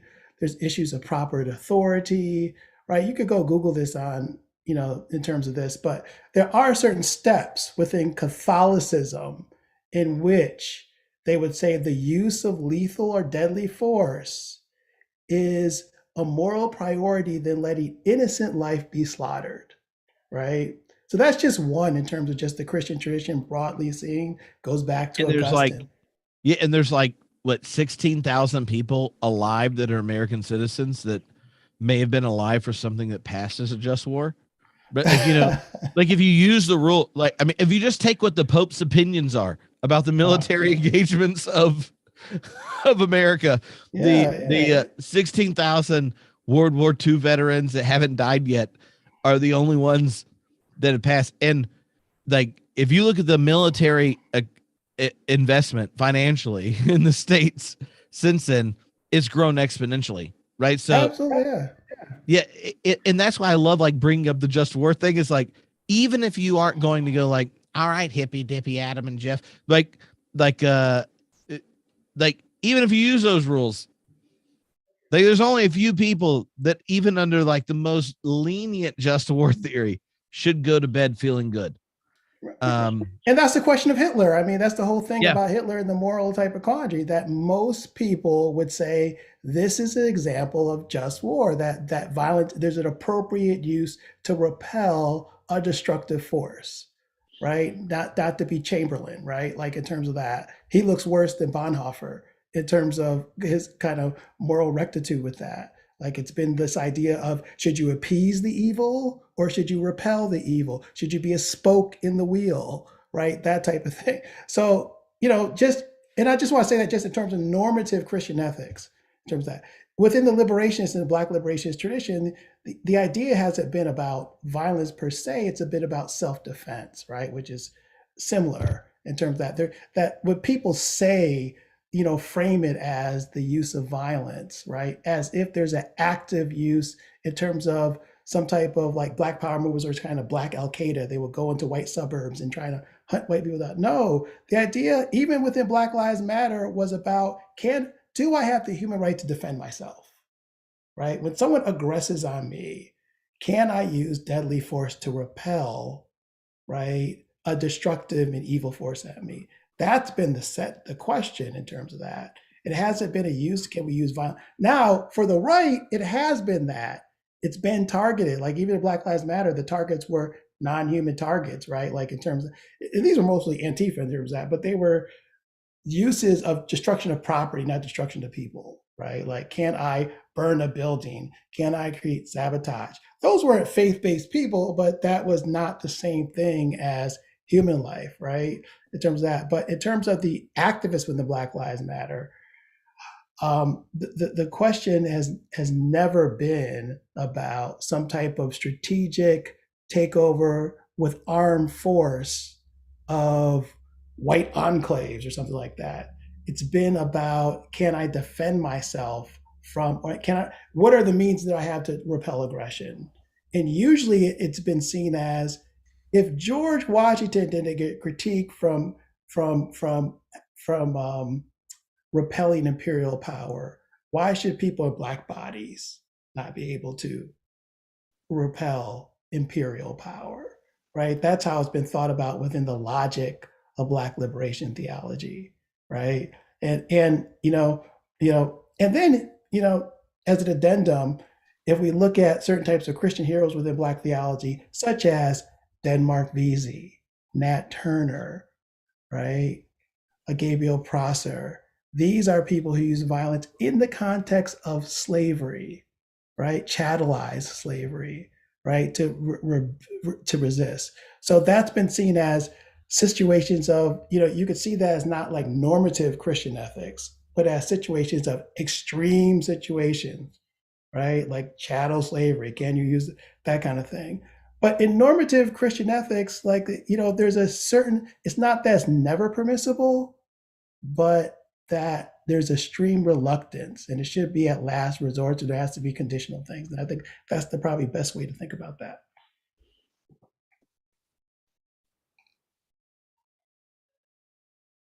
I don't know that I have anything to add. Ask you, Anabaptist.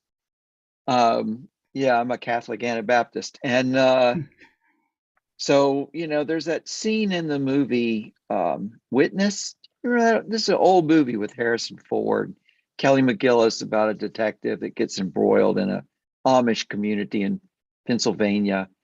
And at one point, one of the Amish kids is looking at the detective's gun. I think I may get the story all wrong, but he takes it, and his father says, "What you take into your hand, you take into your heart."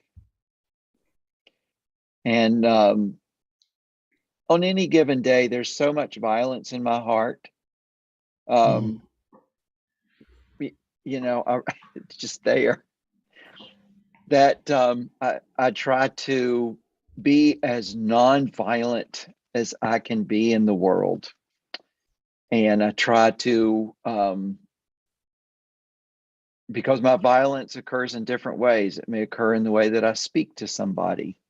That could be a form of violence. It could be in the way that I ignore a need of a human being. That can be a form of violence. And I know we're talking about sort of the gun level violence and stuff, but I think what Adam said is that even in the Catholic tradition, that is nothing but a last resort. And the fact of the matter is that too often we say, well, I had no other choice. When the fact of the matter is that we had a lot of choices. We just took the easiest one. And often that's violence. Do you think that not in the justification of violence, but in the anticipation of the fruit of the seeds that are being sown?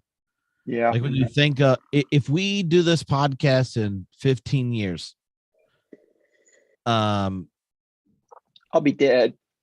No, but so will be you two. I'm optimistic, Jeff. And by then, because of the sheer success of the podcast and the lack of COVID, we fly us all together. So we're hanging out in a room. I don't even know what it would be like to record a podcast. I forget what this is like, where you're like in a room with other humans and not on Zoom. And the three of us are sitting there in 15 years, and we are thinking about the church and the question of violence. Will the faithful had to have cut themselves off from plenty of people with crosses around their necks? Or will the church in America have cut itself off from its citizenry who thought violence was a solution? Does that make sense? Because like the question around civil war, and I mean there were a couple of people brought it up, but in the chat my dad did, and I can guess why, because during all the BLM protests, he's right by the Capitol in North Carolina. Can I answer your father directly? I forgot about that part. That's a key question, because look, I think most people underestimate how close we came to civil war, meaning that if it wasn't for Trump's inner circle, what he was asking people to do, what he was asking Mike Pence to do to decertify election, if Mike Pence didn't stand up and he said, look, I'm going to send this back to the states, that could have been it. It could have been finished all over with, right? So if there weren't certain people who actually said, look, this is going too far, if Trump's will was just followed through and through, it would have been that. It would have been, he would have gone down as the Jefferson Davis of the 21st century, right? Like in terms of that, like it would have been that break. So I think that's a really serious question that I think that it's almost upsetting that the Democrats, I shouldn't say Democrats, the American public at large has not taken this threat to democracy as seriously as it is. I mean, and what happens a lot is that to even talk about it gets almost subsumed in partisan bickering, right? Like in terms of that you're a partisan for saying this, but no, this goes beyond certain type of political opposition, and it goes to the heart of what it means to live in an informed democracy, right? Like I don't think people realize that Trump literally called the Secretary of State in Georgia and said, "Find me votes." Right? I mean, that in and of itself. Yeah. That people still don't think about the Mueller report, right? That did not exonerate, although that's been the kind of mythology, but acknowledged there were certain type of connections between Russia and the Trump campaign. Nobody talks about this. I mean, they don't even talk about Gore versus Bush, right? But Gore had more votes in Florida than Bush, and still that there's a history to this happening, and people do not take this seriously. I don't know how many threats to democracy that can happen before that by just human error or something, one of the things that to get through, and the country is going to go up in arms. So I think this idea of violence is really, really important in terms of that. And I want to go back to what Jeff said, is that, you know, the direction he went in terms of the idea of violence is an expression, right? Let's get to the cause, right? It's that the root source, not just a symptom. Oscar Romero talks about this too, that we have institutionalized violence, right? And to actually overcome that, you have to not just look at the symptoms, you have to go to the root of that. And those are types of ideas of otherness and non-neighborliness in the human heart and in our Constitution, right? So part of what has to do in terms of just Christian teachings is to really have a new 21st century idea on who is my neighbor and how I should relate to the person, right? Yeah. That's what I think what, you know, in terms of this historical moment needs to happen. And I think there needs to be a shift from the idea of being a patriot to being a citizen, right? Like, I think that's what evangelicals should focus on. The idea of patriotism is almost this type of, gets caught up in this type of idolatry and hubris about I'm better and American exceptionalism. Be the idea of what does it mean to be a citizen? How do I be a good citizen, right? Which is much more about the Kingian tradition. I think we need to expand that and bring that into kind of Christian reflection as a way of trying to talk about how to actually go forward in this country. 4 years ago, sorry, go ahead. No, I was about to set you up for telling that story. So go ahead. 4 years ago, I was asked speaking to a group of Methodists, and I was asked, what do you see the task of the church being in the coming days, years? And I said, the task of the church is to prevent civil war. The structural fissures were there. They've been there. They've always been there. And right now, what is the main task of the church? And I don't know that I would answer that question any differently. And it may well be that we're in a Will Campbell moment. For those of you who know the story of Will Campbell, he wrote a book called Brother to a Dragonfly. And in this book, he's a profound social justice activist, deeply Christian, very Baptist. And he's working in Mississippi and Alabama and Georgia and the Southern Tier in 1963 and 64 and 65. And things are really bad. And at one point, he becomes convinced that the radicality of the gospel causes him to go and minister to the Ku Klux Klan. And I have never understood that, quite frankly. But I've always been sort of struck with the fact that I'm not sure that my own faith is deep enough to where if God said, Jeffrey, I want you to go to your local 3%ers, our Oath Keepers group, and I want you to minister to them. I don't know how I'd respond. But the place where the church needs to be, and I will have to be in the future to avoid civil war, is they're going to have to be having some kind of relationships with the people who we are othering at this point, to try to build some kind of sense of community that we're all in this together. And if we don't stand together, we're going to fall apart. And I'm not sanguine about the prospects for America in the next 2 to 4 years. I'm just not.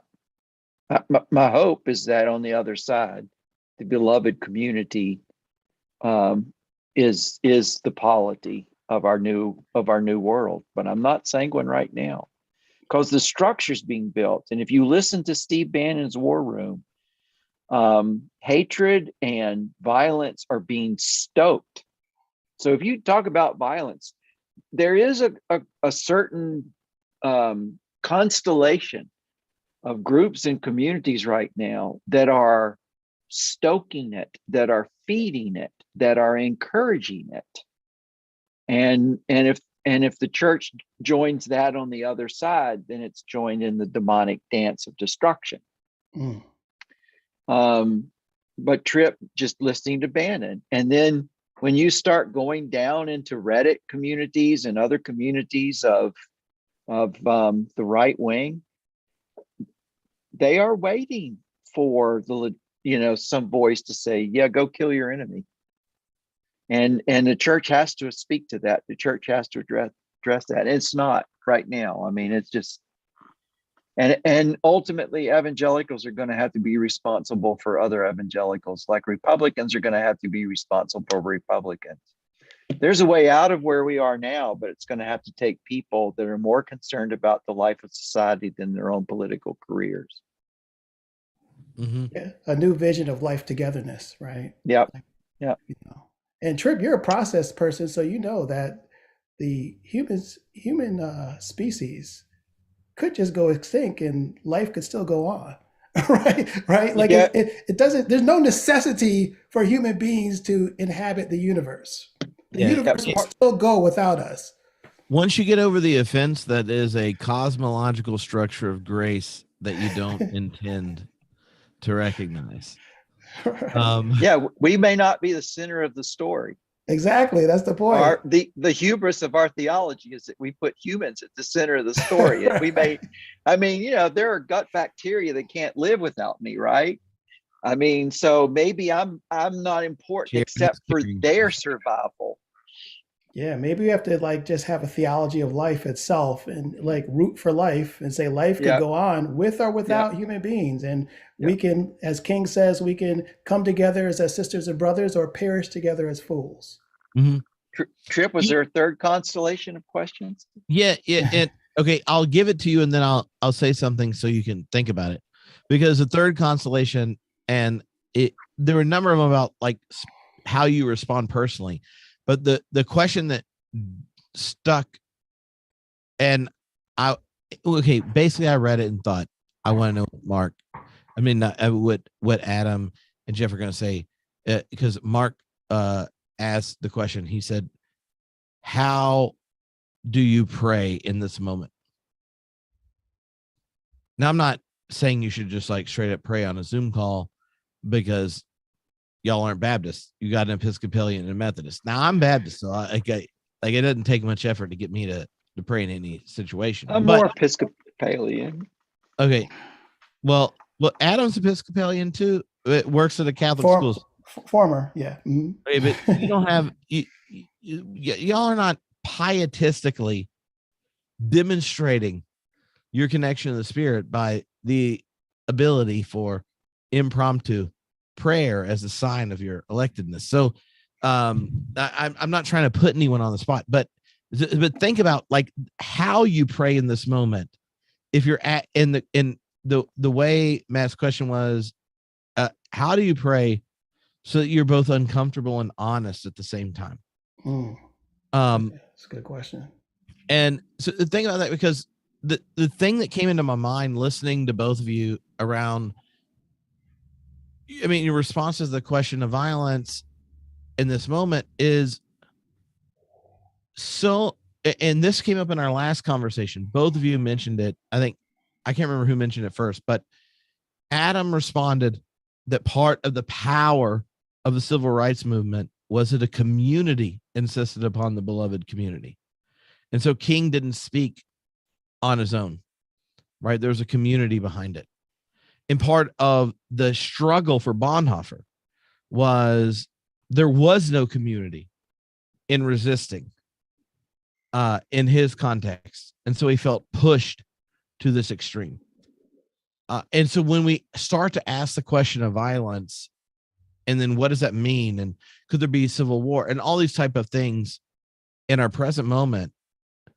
My observation listening to you last time and this time is part of preparing for the context of extremes, or finding the people you live life together where your deep values are shared such that when you're being faithful to them, you have allies. And because allies in fidelity are like multiplications, not just additions, right? Like, so, and I think that one of the situations we've been in from lockdown leading into this is that people feel more and more isolated.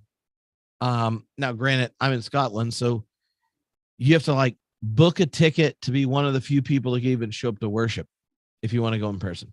But a lot of people have been isolated and outside of that worshiping community where you have physical communion. I've only had physical communion once in the last 27 months, and I served it at a cathedral that was ticketed, and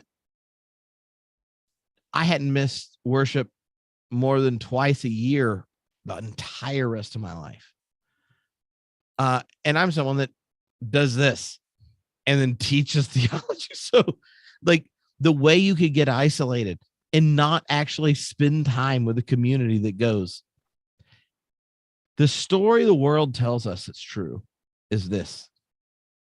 And it does lead to a civil war. It does lead to violence. It does lead to enemies that deserve death.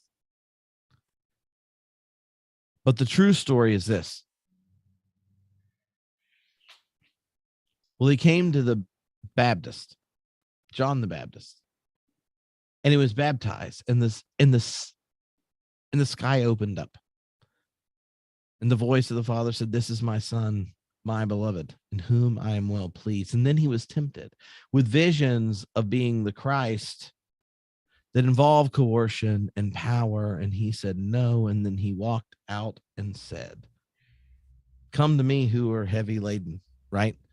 And he went to people who thought they were cast out and shamed and said, "The kingdom of God is here." And then he said, "Woe to this, the powerful and blessed are the," like the vision of the kingdom of God is one that is so true, but it only hums when it resonates between image bearers. And I think one of the tragedies of the last year and the year before it is that it isolates people. And the isolation is something that neoliberal capitalism and all the anxieties it manufactures seizes on. And then it says, squeeze religion and spirituality into that. And then one of the testimonies of Cone, Black Prophetic Church, Bonhoeffer, the Confessing Church, is they insist that you can't speak the name of Christ outside of a community. Jesus wasn't the Christ alone. He literally called disciples before he started his mission. And then at Pentecost, he didn't just go, the Spirit didn't just show up. He gathered the community. He taught them the kingdom of God again, right? And then goes, wait until the Spirit comes, and then it seizes them all. And so I think the anxiety of isolation and fear and division leads to is violence our only option? But I would just say, remember that we've been cut off from community. The community Jeff talked about when he was talking about the experience of communion, the beloved community Adam was echoing from King. That, like, if you believe that, as in that we each bear the image of God, then it is amplified when we gather together with neighbors and strangers and enemies. And it's not magic. It's not weird. It's just the power that comes when we start to resonate, hum, and participate in the one who knows us and loves us completely and calls us into a way of being that God has desired for us from the very beginning. And violence is what happens when you demand a solution from an individual that only comes in community. And this could set up for running through Genesis as all examples for how this works out. But I just want to say that because when an individual sees the situation and they're the only actor, violence makes sense because they see the real problem. But what they don't recognize is that we were never meant to act alone. We're meant to act together. And so what are we baptized into? The body. What do we participate in? The mind of Christ. What are we called into? A new creation. All those images mean we do it in community. And I feel like at this moment when we're sitting here thinking about a growing expansion and the ability to reconnect with the anxiety and fears and struggles that we've cultivated in this time, realize that as people of faith, it is in the presence of other people that bear other elements of divine image within them that we're to partner for something beautiful. And that doesn't mean it's going to be easy or struggle free. It just means you were never the solution for your problems that you thought you were. We were never meant to be alone. And like recognizing that, I think reframes the story we tell ourselves. Because I mean, I don't want to like give examples of things people sent or read my prayer journals out to you from lockdown. But so often when you're cut off from the very places that God blesses you in the day-to-day in relationships, then you start to think your experiential horizon is the actual horizon of possibility. And that collapse leads to justifications of ugliness. Now, that was a vamping sermon to set up for Adam and Jeff answering the prayer question. But so if both of you are thinking about this moment, like, what is your advice for praying prayers that are honest about our situation and calling us to what fidelity looks like? Yeah. Well, personally, I pray every day and I do contemplative prayer. First of all, that sermon made me want to go back to church. I haven't been to church. I mean, I go to church virtually all the time. Yeah, actually a couple of church services, but I haven't physically gone back to church since the pandemic, not on any routine basis.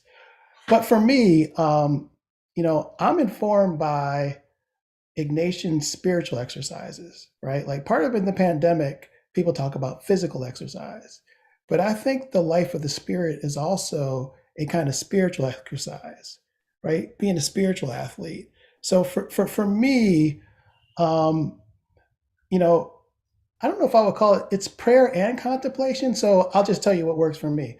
The desire or the impulse to prayer is not for me some type of anti-violent act per se. It's more of a type of way of trying to talk about centering and union, right? So I begin with gratitude, right? I begin each day with gratitude. What am I grateful for, right? And reflect on that, right? And it could be the smallest thing. It could be the smile on somebody's face. It could be the food that I ate. It could be the air that I breathe. It could be completing a task. Right? Folks, to me, it's the economy of attention. What am I paying attention to? Right? And that's part of actually, I think, living life in the spirit is about attentiveness. So much of the world in our cell phones, everything gets us distracted. But what prayer does for me is help me focus my attention on what matters most, right? So to me, I begin each day in gratitude, right? And then I go to certain types of, praying about my own personal limits or shortcomings. And then I go to the healing of people who I know are in pain. And then for me, I focus on, if I'm talking about a social justice image, I used to focus on beloved community as a way of trying to talk about what I believe history and is coming to, what needs to come to.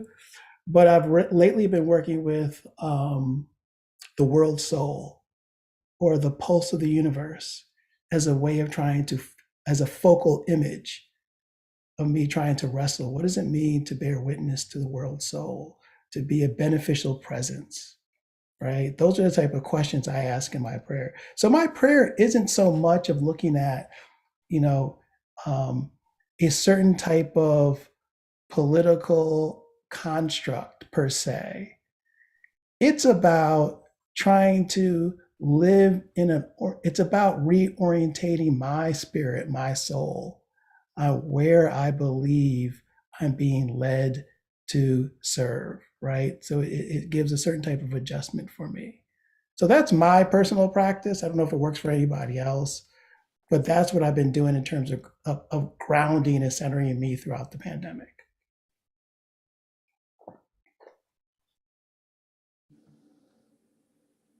I'm trying to think about the best way to answer that question.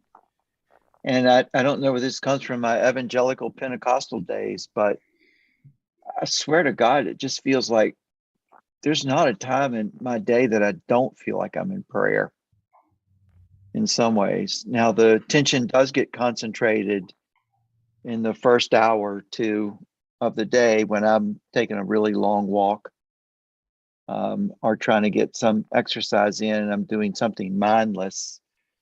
And then at night, as I'm resting, but it just seems like there's this consciousness throughout the entire day. How do I manifest your presence in this? How do I make this a space for something redemptive to happen or a moment of grace? And I even my entire life gets interpreted through those lenses. So I watched Ted Lasso and I'm like, this thing has more grace in it than Christian churches do. Look at what he just said to the guy that just said he hates him and thinks he's a bowl of spit. What can I learn here? How did I offend you? What can I learn here? And that moment hits me like, God, what is that? Am I that graceful to other human beings in my interaction? So there's actually a way in which the honesty part is where it gets tricky, right? Because we all project our images, no matter who we are. Meister Eckhart one time said that humans love God the way a farmer loves its cow, because it gives him milk and cheese. And I try to keep thinking about prayer life in a certain way of not asking for, but how do I manifest? How can I be a presence that you move through? And more often than not, I fail. Because I have a congenital snarkiness that probably prevents that grace from moving through. But I think it's the honesty question. And Tripp, I just want to say that I feel with you, that loss of community. I haven't been in church for 18 months or longer, almost 20 months. March of 2020.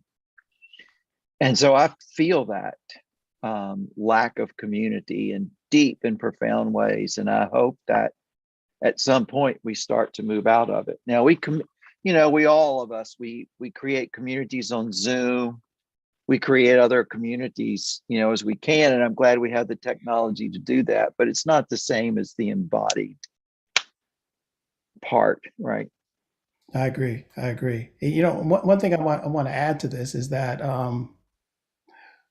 Walter Rashabush talked about how he said the kingdom of God starts on the inside and then unfolds externally. And and that image has always stuck with me. And I think for me, prayer is not some type of wish list, but what it does for me is it centers me so I'm not reactive to the way everything's thrown at me during the day and I come from my center. One of the things I think progressives have a hard time doing is they know what they're against, but they don't know what they're for. And prayer helps me understand what I'm for, right? It clears up so I could actually be affirmative and not just reactionary against that, right? So that part of like the challenge when you're actually in battle all the time is I don't want white supremacy, which I'm critiquing, to be so dominant in my consciousness that I become part of the very thing I'm entangled with. You let your right? enemy define you. Yeah. Yeah, exactly. I just don't want that to happen. So if you're actually someone who actually is an activist, right, you always run that danger of becoming part of the evil that you struggle against, right? That's why so many colonial situations, you reproduce the very colonialism you struggle against, right? So I think what prayer does for me, it disentangles that kind of stuff for me so that I could actually be a more loving, a more just, a more courageous person in my personal life, right? And that kind of spreads, socially, than always be reactionary to the latest outrage that occurs every day. And I think that's where, in terms of what I try to, and I'm in a lot of contemplative groups and spiritual groups, and for me, Howard Thurman was an entry point into the way to actually talk about. He talked about disciplines of the spirit, right? And in terms of commitment and courage and that kind of thing. And I think that's really, really important because progressives like to talk about social justice, but not talk about personal transformation or character. And I think there needs to be much more robust conversation about the significance of that because we've all met progressive jerks, right? Mean progressives or mean Greens in terms of that. And I think that's where they don't have enough type of internal development. They got the politics is right, but the personal orientation is all off. And I think we need to be, more. We have to have a more robust conversation about that. Mm-hmm. Mm-hmm. So, we're gonna close out now, but I just want to briefly say thank you to both of you. I mean, I really hope we're closing out all the impact of COVID on everything. But both of you were parts of reading groups that like kept me sane, but also meant I got to hang out with a friend and read other friends. You know what I mean? Like when I'm reading Bonhoeffer with Jeff or reading Cone with Adam, it's like our third friend that's on a text is there.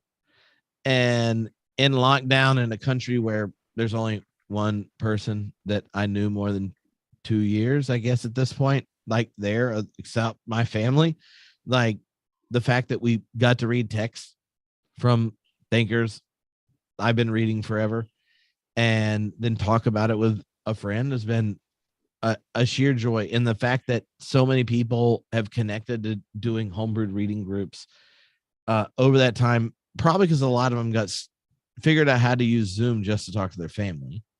And then we're like, but I'm still bored and I'm a nerd, so I'll do this. But I mean, I feel like one of the reasons I'm saying, and Alicia makes jokes about this, like even tonight, she's like, oh, good.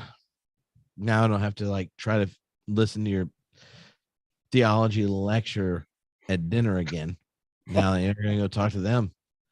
And so it just really is. It's been really meaningful to me to have you not just as friends, but also conversation partners, and then agree to do them. I'm super pumped about the upcoming one next week on the legacy of James Cone with Adam. And I just really appreciate both of you. Your responses have been beautiful. We got to about 1/4 of the topics I thought we were going to talk about, so I'm sure we could do this again. But it, you know, that, I mean, when you said it, Jeff, about like how little access you have to community, like the one time I've been to a church in this entire lockdown was when I preached at the cathedral. The summer my parents were here. So my parents were here. I hadn't seen them in forever. And I'm preaching a cathedral. I didn't know when I started preaching that I was supposed to serve communion. It was like, super high church Anglican. So I didn't even know when I was supposed to battle. Oh gosh. I broke all sorts of rules. And it was clear when people were coming up to me that there was concern on their faces as to if I knew what I was doing. But just in serving communion to people, plenty of them probably hadn't received it in forever as me. I became the awkward Southerner who preached a sermon with jovial stories they probably weren't used to because it was a giant cathedral. And I'm now tearing up that I'm serving the Eucharist to people that haven't had it in forever. And I don't know. I only say that just because I think a lot of people, it was right now where it was like a lot of things got pushed on the menu the same time we've had our limbs cut off. And so we're like the Black Knight and Monty Python's Quest for the Holy Grail, pretending that it's just a scratch or a flesh wound. Yeah, and we're bleeding out. But we're not supposed to acknowledge the fact that we're like mortally wounded by being cut off from community and access to communities of grace and affirmation and invitation to radical life-giving and liberating love. And then we're supposed to minimize it.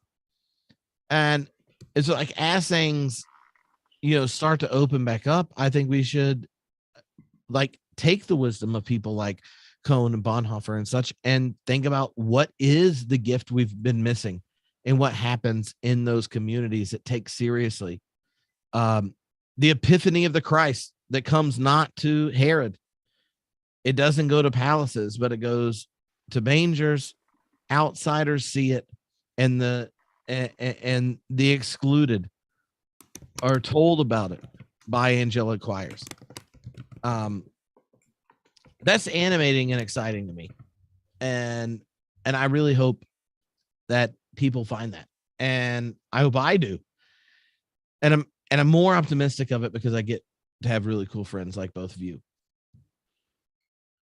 Appreciate that. Yeah, thanks. Mm-hmm. By the way, I've got page proofs if you want to see them for the new book on the historical fiction. I've sent you the other, but I don't know if you started reading it. But if you haven't, I've got page proofs now. So, is it different enough? I have to change my endorsement. No. Okay. No, if you've already read it, no. Yeah. It's the same thing I sent you. Now, I just want everyone to know that Jeff got through this whole thing without cursing. Last year, he was flying, like, and I was like, never mind. I'm just clicking the explicit button because, and then I was still pretty raw. Yeah, after that fifth F-bomb, I didn't drop one of those. Yeah, and I pray extemporaneously. So even though I'm Episcopalian, I can pray. That's really good. That's good to know, Adam. Yeah, breaking the stories everyone says. Anyway, thank you both for hanging out. All of you and all of you that join up for the reading group. We'll see you next week. But it was awesome. Is there a way we can get the chats? Yeah. I wasn't able to read those while we were doing, but I can send you all the chats on Zoom. The Facebook ones will be on the Homebrewed page. All right. I think I can export the live chats on YouTube. I'll see. But all right. Okay, people. May the God who began a great work in each and every one of you continue to completion. Amen. Amen. Awesome.